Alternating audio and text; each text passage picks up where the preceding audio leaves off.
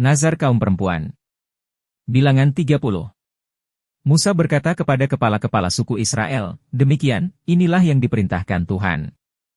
Apabila seorang laki-laki bernazar atau bersumpah kepada Tuhan, sehingga ia mengikat dirinya kepada suatu janji, maka janganlah ia melanggar perkataannya itu, haruslah ia berbuat tepat seperti yang diucapkannya. Tetapi apabila seorang perempuan bernazar kepada Tuhan dan mengikat dirinya kepada suatu janji di rumah ayahnya, yakni pada waktu ia masih gadis, dan ayahnya mendengar nazar dan janji yang mengikat diri anaknya itu, tetapi ayahnya tidak berkata apa-apa kepadanya, maka segala nazarnya itu akan tetap berlaku dan setiap janji mengikat dirinya akan tetap berlaku juga. Tetapi jika ayahnya melarang dia pada waktu mendengar itu, maka segala nazar dan janji yang mengikat diri anaknya itu tidak akan berlaku, dan Tuhan akan mengampuni perempuan itu, sebab ayahnya telah melarang dia. Tetapi jika perempuan itu bersuami, dan ia masih berhutang karena salah satu nazar, atau salah satu janji yang diucapkan begitu saja dan yang mengikat dirinya, dan suaminya mendengar tentang hal itu, tetapi tidak berkata apa-apa kepadanya pada waktu mendengarnya, maka nazarnya itu akan tetap berlaku dan janji yang mengikat dirinya akan tetap berlaku juga. Tetapi apabila suaminya itu, pada waktu mendengarnya, melarang dia, maka ia telah membatalkan nazar yang menjadi hutang istrinya dan janji yang diucapkan begitu saja dan yang mengikat istrinya, dan Tuhan akan mengampuni istrinya itu.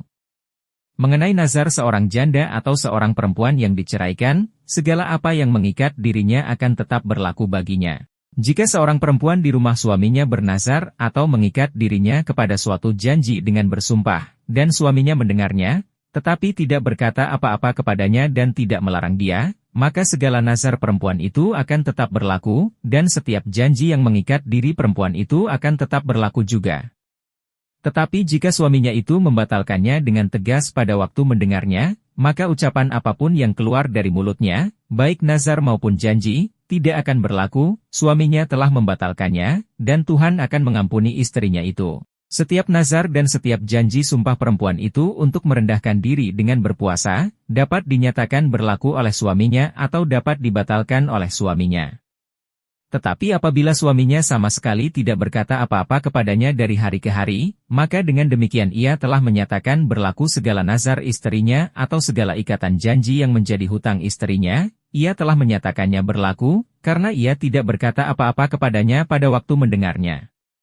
Tetapi jika ia baru membatalkannya beberapa lama setelah didengarnya, maka ia akan menanggung akibat kesalahan istrinya.